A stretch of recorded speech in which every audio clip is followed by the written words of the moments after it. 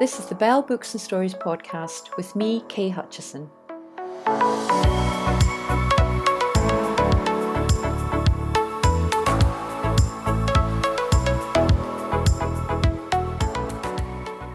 Welcome, I'm your host, Kay Hutchison, and you're listening to the Belle Media podcast, where we take a look at some great books and the stories behind the books.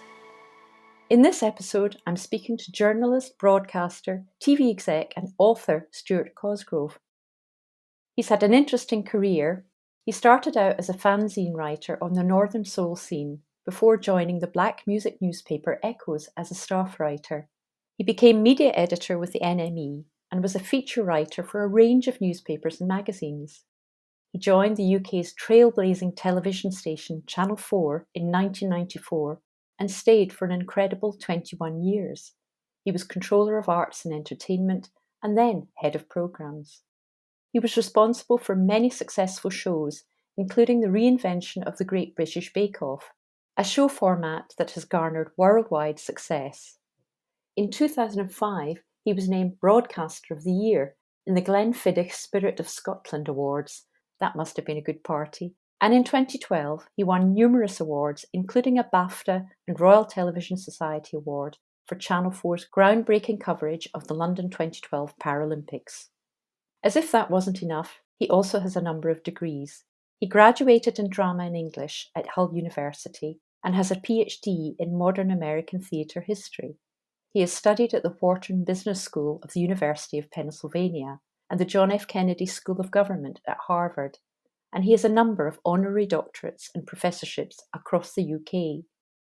And of course, he's a successful author of a number of books that bring together the political, the social, and the musical in some unique and deeply researched stories of the 60s.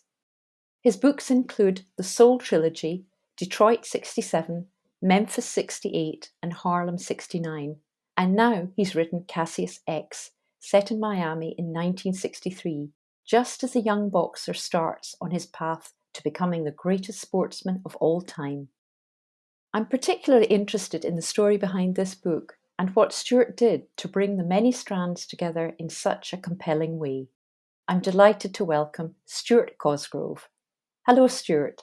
How are you doing? Very well indeed, Kay. It's a long time since we last spoke, but lovely to hear your voice. Indeed, mutual. I wonder if you have ever imagined, given all the things I've just said about what you've ended up doing, Channel 4, writing books, hosting a radio show for over a quarter of a century. Yeah. We'll come on to that. But how does a wee boy from Perth in Scotland come to become totally fascinated by soul music? And I want to ask what Northern soul music actually is, because I think some people like to know. Okay, well, let me start with the first of those. When I was a young kid growing up, a teenager, about the age of 14, I grew up in a housing scheme in the north side of Perth called Letham. It's quite a big, expansive council housing scheme. And in the middle of the scheme is a community centre. And the community centre, not unlike other places all over the UK, had a youth club based within it. And that youth club had a disco on Friday nights, and the DJ played the dominant, joyful youth music of that era, which was Motown, Stax, soul music, a little bit of reggae, and some kind of power pop. And of course, I fell in love with the Motown element of it, and sort of fell in love almost as a consequence of that with the city of Detroit, which has been a huge kind of oasis in my life. I've always followed the music and the politics and the news and the all the kind of weird things that have happened to Detroit over the years.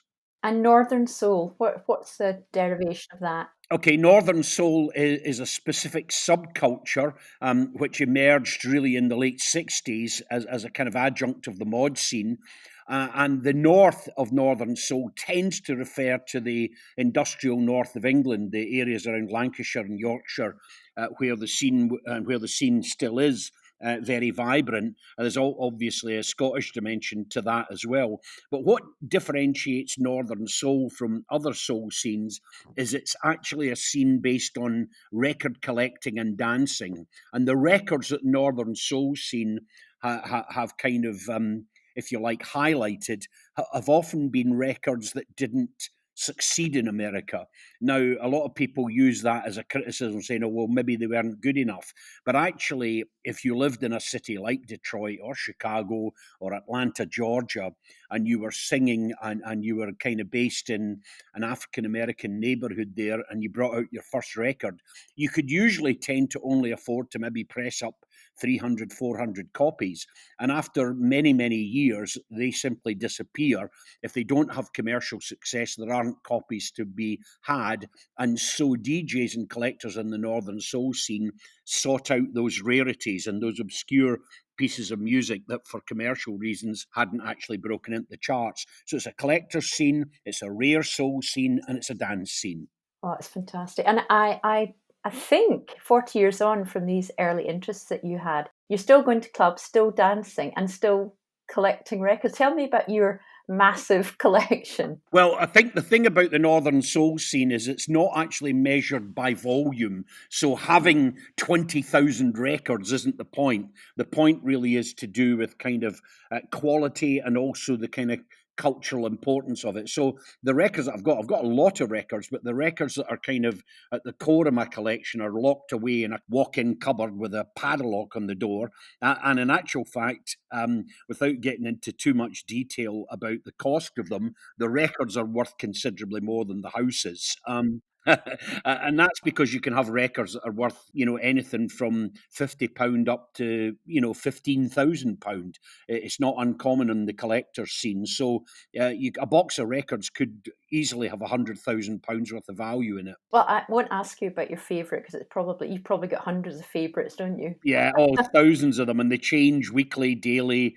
And when I get a kind of new bit of information, or when I dig deeper into the record, it sometimes ignites in you a love of it that you maybe didn't even have when you first heard it. Yeah, and we change over time. Yeah. And you're football mad too. What has it been like following St Johnstone for all these years? In Scotland, you're probably best known as the co-host of Off the Ball, the That's famous. right. Well, Kay, I used to say it had been a journey through thin and thin rather than thick and thin. But I must say that since we won the Scottish Cup a few years back, in a famous day in the club's history, uh, mocking St Johnstone, which I often did because you were effectively self-mocking, is something I've kind of let go a little bit because they've got a hugely proud and actually quite substantial history for a small town team. So in lots of ways, I've given up taking the mickey out of them. Periodically, I have a laugh at their expense, but I'm certainly not undermining them because their efforts and their contribution to the community that they come from is absolutely huge. Oh, that's just an absolutely brilliant story. I want to come on to your books now. Yeah, So your new book, it's called CASSIUS X. It's about yeah, Cassius Clay, but it's much more than a biography. yeah. It's more an exploration of his life at a key turning point, and it's set against the backdrop of great social and political change, and at a sort of time when much of America was hostile to him. Yes, yeah. I mean, I think now that we reflect back on the life of the man that became Muhammad Ali, with those images of him, for example, lighting the Olympic flame, and there's a tendency to believe wrongly that he was a universally loved character. Right from the very beginning, Cassius was a very divided character. And as you say about the book, rather than it being a full end to end biography from birth to death, it focuses down on several months, really in the year 1963, when he has abandoned his slave name, Clay, and has taken on the cancellation of that name, X. And he's known as Cassius X to himself, to his brother, to the movement, to the Nation of Islam. But he still boxes under the name Cassius Clay. That's what's on his contracts. So, to some extent, the term Cassius X is, I wouldn't say it was his secret name because people knew it. It was the name that he lived by during those crucial years before he defeated Sonny Liston for the heavyweight championship of the world. And it was on the point of him being the heavyweight championship of the world that the Nation of Islam, if you like, rush released him being fully endorsed by the movement and gave him the name Muhammad Ali. And obviously, you're known already for your Soul trilogy Yeah. of programs, which I mentioned in the introduction. How much did you see this book as a natural progression from that trilogy, even if it's about a time that's 5 or 6 years earlier? Yeah, I actually think that in some respects you could read the book as a prequel to the trilogy, in as much as you say, it shares many of the same trends or themes of it.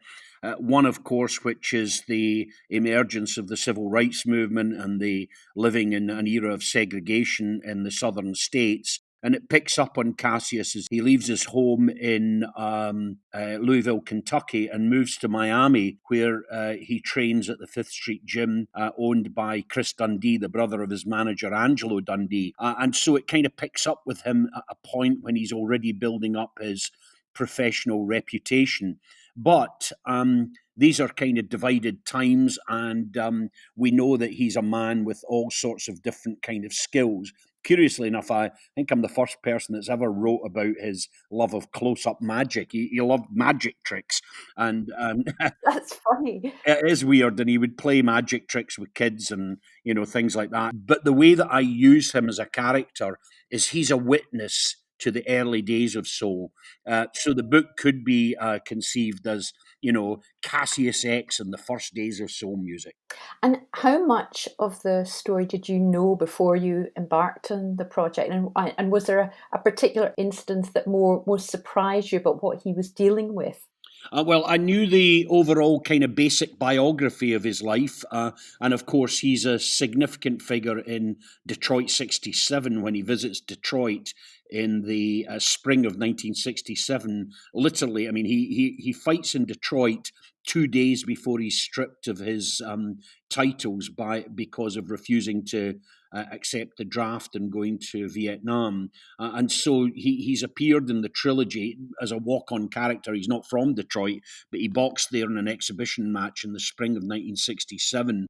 So I knew a good bit about his overall official biography, but of course his early days are less written about and they've been less delved into. And I'm a bit of a kind of obsessive kind of researcher anyway, Kay. One of the things I love doing is digging deeper and deeper into stories. And so one of the first things I do is I look at his high school. He went to Central High School in Louisville, and therefore you can start looking at the history of the school, go onto websites, go onto Facebook pages, and start to find out and research the people he went to school with.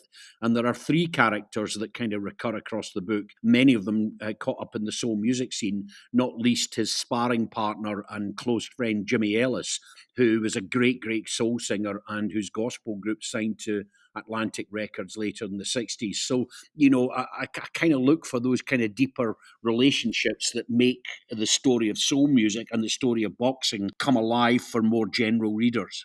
I was just going to actually come on to ask you a little bit more about the research. And obviously, you've been involved in research for many years. So the internet must be an absolute treasure trove for you now, in the way that you probably had to go places, look at books, and now you can access things in all sorts of different ways. Yeah, yes and no. I mean, yes, because you're right that the web gives you direct access to look up things. I mean, for example, if you wanted to look up the school that Cassius attended, then of course you can go on Google Earth and actually look at the school and work out what the intersections and the street names were. You can do all of that in ways that you couldn't have done a dozen years ago. But there's still an awful lot of stuff that is not on the web. And I spend a bit of time going out to America. I've got a kind of little research ritual. I go to a campus, University of Michigan campus in a town called Ann Arbor, which is about 8 miles away from Detroit. And on the campus, they have a great, great university. And what's special about it for me is it has the newspapers of every significant town and city in America, either physically or on microform, and I can sit there. So if I, for example, take Cassius, I could look at, say, March 1963, when he did spend a time back home at his parents' house. I can look at the local newspapers from Louisville, Kentucky in that library in ways that you couldn't get from a direct search on Google. And of course, you can interview people via the web, or you can communicate with them like through Facebook Messenger. But there's nothing quite like sitting down with them and getting them to talk about their memories over a much longer period of time. Yeah, and you can direct the questions as well. The thing that I'm struck by when I read it is that honestly, it really comes out from the page, the sheer joy that you have in the research. Because yes, there's the social, political, and the sport, there's music, musicians, clubs, hotels, but the personal details about the people that are woven into the story, about the relationship between Cassius and the other boxes, his love life, even what Cassius thinks about Malcolm X and how his views change over time. I mean, and you bring in all these sort of famous names that he was in touch with, Stevie Wonder and Christine Keeler, even Sonny Lister. It really, really does come out as just a kind of huge enjoyment in the research and just uncovering all this magical information. Is that how it feels to you? Yeah, yes, it is very much that. Thanks for kind of summarising that, because I do take a lot of kind of joy in it. I love the research process, but I would go further than that and to say that I'm engaged in something that I really love, the music I love, a time that I feel was amongst one of the most kind of edgy, political, and significant in our lifetimes and in history. And I've been very, very lucky in life, Kay. I worked, as you know, for 20 years at Channel 4, one of the best TV stations in the world. And I've always had not only pride in that, but the sense in which going into work should not be painful. And for most of my time in life, I've been able to live out that glorious motto. And when I start a new book or I start a new project, I'm always starting it with a degree of hope in my heart. Oh, that's beautiful. But actually, I've always sort of thinking about this beautiful connection between the razzmatazz, the kind of entertainment industry, but the issues underneath it. And your book seems incredibly timely. What would you say about that? Just everything that's going on just now, COVID, Black Lives Matter. Yeah, well, the good thing about the trilogy and indeed this book, Cassius X, is it does touch these stories that are very prevalent within the culture and society. There's a chapter in Memphis 68 in which a young man is killed by the Memphis Police Department for having supposedly stolen a television. But when, of course, witnesses get to the scene, there is no television. He's supposed to have attacked the officer with a knife, but there is no knife. And within 3 or 4 months of the young man's death, all of the corroboration and all of the evidence and all of the clothing and that had been thrown into the Mississippi River by the Memphis police, clearly destroying evidence. And so, in some respects, that chapter, when you read it, I've written it almost as if as a kind of prequel to the assassination of Martin Luther King. But if you read it alone and stand alone as a chapter, it could be today, and it could be a story from the Black Lives Matter movement. So yeah, I'm very conscious of writing things that will resonate. You can't predict the future, but I think if you write truthfully about things, you'll pick up a kind of vibe of a modernity about it. So I'm intrigued though, because you are an extremely busy man. You are always doing interviews and people want you in newspapers. I've read countless articles about you. How on earth do you find time for the writing? Because it requires a lot of time. How do you fit it in? Well, the obvious thing is that writing is one of my passions, and therefore not just my work. It's also a hobby. And I don't play golf. I don't drive.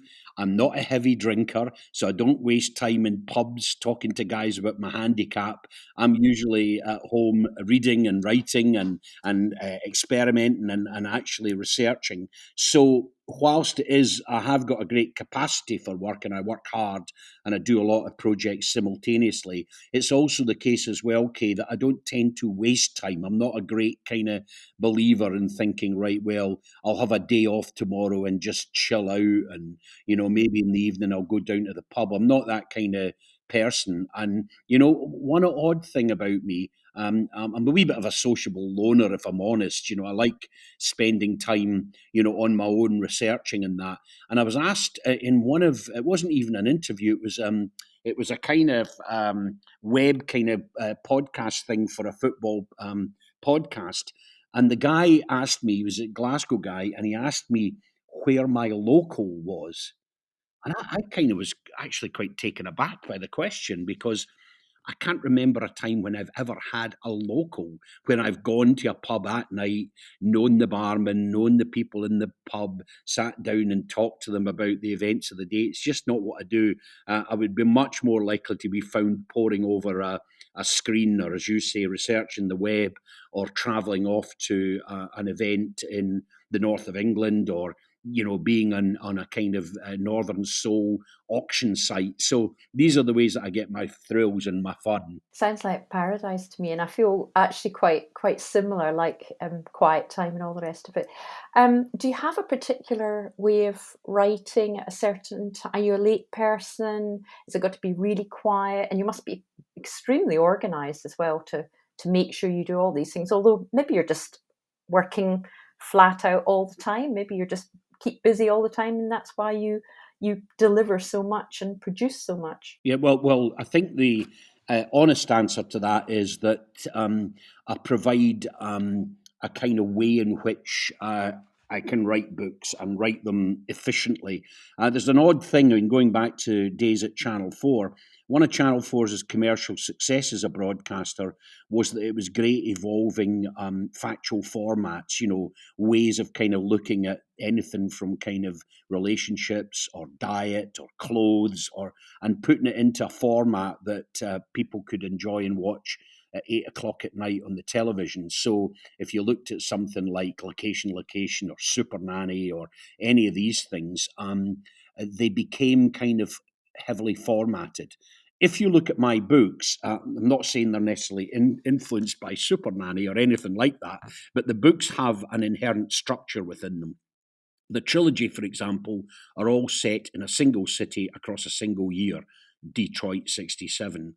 And therefore, they follow pretty much the months of the year, January, February, March, all the way through. So you've got 12 chapters and you've got a clear structure. Now, that's really useful for the reader because it gives them a kind of banister to hold on to as they're reading the book, of a kind of clarity, if you like. But for me as a writer, it makes the writing clearer as well. I know before I embark on a book, I know what I'm writing. And quite a lot of books that you read, particularly in the world of fiction, people have started with no real sense of where the story's going, no understanding of how they'll conclude the story. And whilst they might be brilliant writers that can imagine, a forest in the north of Scotland, they do not necessarily have a clear structure or a storyline. And for me, knowing all of that before you begin is part of the kind of process. Oh, can I just ask about the Malcolm X? Because obviously, a lot of people looking at the title will think, oh, that must be connected with Malcolm X.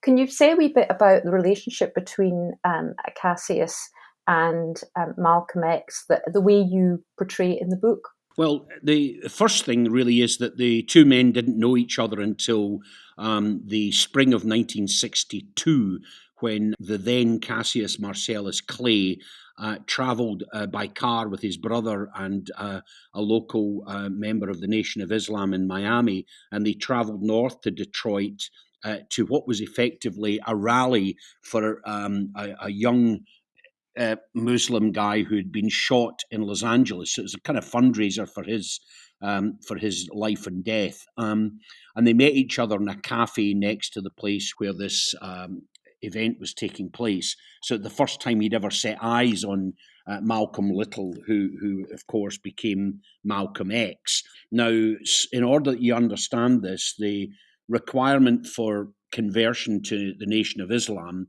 is that your first gesture is that you eliminate and cancel your slave name in order to be able to take a new name that becomes effectively your name. In the case of Cassius X, that became Muhammad Ali. But the X is effectively the elimination of your slave name. Now, curiously, Cassius was based in the Miami Mosque, and Malcolm X who had been in prison, was also from Lansing in Michigan. So not only were they away from the big epicenters of the Nation of Islam, Chicago, Detroit, New York, Harlem, all of those areas, they also had Christian names, or or first names, let's say, that'd be more accurate, first names that were themselves unusual, Cassius and Malcolm. And so they became the first person with that name who, at their mosque, and therefore they took on X as their cancelled name. If they had a more common first name, say James, or named Charles, for example, there might be 10 or 12 people with that name ahead of them in the queue to convert. So, for example, one of the guys who actually eventually ended up assassinating Malcolm X was called Charles 15X. In other words, there was kind of 14 guys ahead of him in the queue at his mosque to convert. So the X is only given to someone who is the only person at their mosque converting, and that's usually because their first name is slightly more unconventional. Fascinating.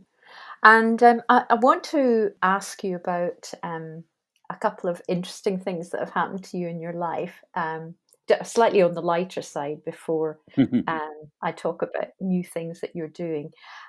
So I've picked up three actually, and you can take your pick if you want to talk about one. But your son Jack was in a Beyonce video. Yep. You also had a very interesting and maybe not particularly pleasant experience before you married in India. And the last thing was this, it's really funny because I went to see the place where the great train robbery was done a couple of years back. And I just thought it was just a lovely thing that in August 1963, you and your family were stuck in a train near Carlisle for 6 hours. Yes. And it was only afterwards you found out what it was actually because of the great train robbery. That's right. Yeah. It was odd. We'd been down at my my grandmother's house in Cumbria, and we'd been there really kind of on holiday, and to some extent it was kind of bereavement holiday. My father had died in a car crash a little bit earlier, and we were down all of us, my mum and my two sisters, and it was only when we were coming back, we were on this train and it stopped, it juddered to a halt, and it just wouldn't move and wouldn't move. And then eventually you would see guys on the line, and then there was police, and they kind of communicated to us that there had been something wrong, not with our train, with another train. And they didn't say which line it was on, but we were being held up almost as part of a kind of network rail investigation into what had happened and whether the signals had been tampered with, or whether the robbers had managed to get on board another train and were heading north. It was the very early days of it, so they had no great knowledge about I don't think they even knew at that time that the robbers had sequestrated a farm and were hiding in the farmyard. All of that was kind of unknown to them. All they knew was that a train had been robbed, and it was a Glasgow-London train, so they just closed the London-Glasgow line. We happened to be at Carlisle at the time when they did it. So, yeah, it's kind of one of these weird little kind of coincidences in your life that you remember when you are, every time the great train robbery comes on the telly. Yeah, I was part of that. Yeah, I know that. Let me tell you my boring story about that. Yeah. And of course, yes, all those other things that you mentioned, but most important amongst them, of course, was the birth of the irreconcilable Jack Cosgrove, wee Jack, who's an absolute blisterer of a guy. I mean, just taking him to school this morning, and first of all, What age is he now, Stuart? He's 8. He's coming up to 8. It's his birthday in 3 weeks' time, so he's 7 just now, and he'll become 8. But you know what? He's one of the most best looking guys I've ever seen in my life. And when the sun shines and he gets his little kind of Sri Lankan tan, he just looks like $1 million. I took him down to, after lockdown started to ease a bit, I took him to Handsome Jack's, the barber shop in Duke Street in Denniston, where we live. And the guy cuts hair in that kind of trendy footballer's way. And wee Jack's got this kind of really cool haircut, his dark tan skin. And see, when I walk down the road with him, I just think, my God, I wish I'd been as good looking as you. You love your son. And that's Sri Lankan, and that's come from your wife. Yeah, Sharani, my wife, is Sri Lankan. She's a Sri Lankan Tamil. Grew up in Sri Lanka and then moved to Kent when she was a young woman. Went to school in Sri Lanka and then came here to go to high school and then university. And we met each other firstly when I was at the NME, and then subsequently I was doing a film for Channel 4 and she was producing it. So we met again, and our if you like, our relationship grew from there, and we got married in Sri Lanka. And of course, I had always been one of these guys who frankly avoids commitment, avoids children, all of that.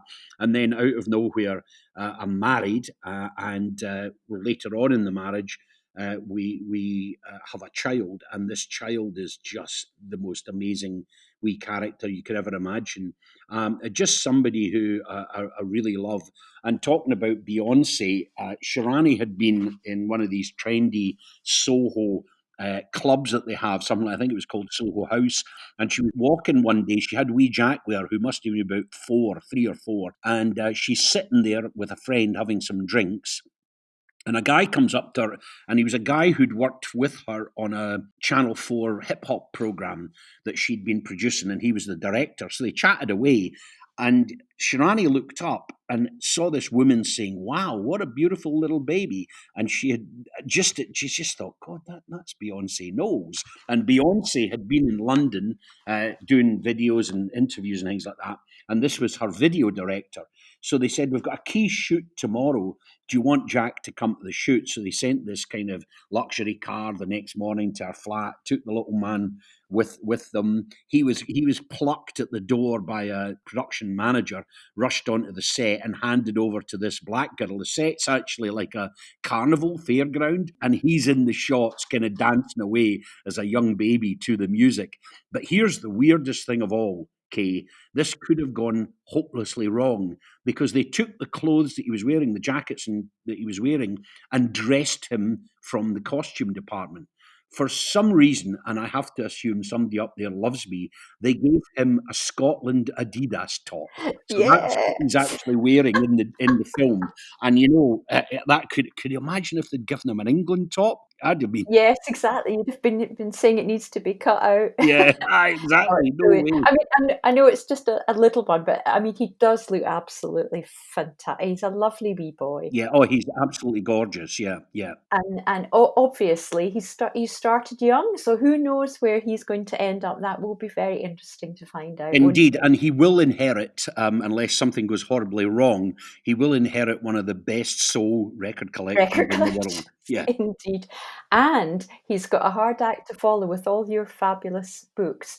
I'm just wondering, are there other books in the go? I mean, Cassie's is obviously it's not out yet, but people can It's get it. it's out in 2 weeks' time, Kay, and it's actually in hardback, then in paperback, which is the kind of ritual we go through with the trilogy as well. But it's out simultaneously on the same day in America through a major Chicago publisher, and then we sold last week the translation rights to Random House in Germany. So it comes out in Germany, I think, in 6 months' time once it's been translated. So it's already doing well in terms of kind of international visibility, and it's up to me over the next 6 weeks to get out there and sell it and promote it and things like that, which I'm always very happy to do. So you'll be sick listening to me. No, it's absolutely fascinating. Have you got any other books on the go just before? Yeah, I'm actually working on a book which I've kind of signed up to doing, which will come out in a year's time. And again, it has some of the same kind of spine and origins, but a very different kind of book this time. And it's just simply called Hey America, Black Music and the White House, right? And basically, it's the story of how the presidents, all the presidents from Kennedy through Lyndon Johnson up through Carter and Reagan and eventually up to Barack Obama, are influenced or in some way connected with the story of soul music as it evolves into R&B and hip hop and dance music and club music and things like that. So it's a different type of book, but it'll have many of the very recognizable elements of it: deep research, connections to political events in the real world, and of course much on the music and the musicians too. Oh, it sounds really in your style and absolute. That sounds like another wonderful one. Oh, Stuart, thank you so much for being my guest on the podcast today. Um, I'll just give a little bit of information for CASSIUS X, out next month, published by Polygon Books in hardback. It's got fantastic photographs, and there's even a boxing and soul music playlist at the back, which I couldn't help looking up. I actually ended up doing a lot of research myself because I got down this little rabbit hole of, oh, I'll listen to that one and Yeah. listen to that one. I really enjoyed it. Be sure to pick up your copy. It's a fascinating read. And I would just say, look up CASSIUS X and Stuart Cosgrove online. That'll do the trick. Yep. And I'll include the link with the podcast too. Thanks very much, Stuart. Thanks a lot, Kay. And last but not least, thank you for listening to the Belle Books and Stories podcast. Studio production was Perrin Sledge, and I'm Kay Hutchison. There are lots of interesting podcasts in the series now. Book to Screen with Kate Sinclair, including the story of the discovery of Slumdog Millionaire, feminist writer Mavis Cheek on her novel Amenable Women and talking about her writing retreats. And don't forget Bruce Daisley's Sunday Times bestseller, The Joy of Work. Amazing how much of his work practice advice still resonates in a time of COVID. Anyway, hope you'll find time for a listen. And please join me next time. In the meantime, bye for now.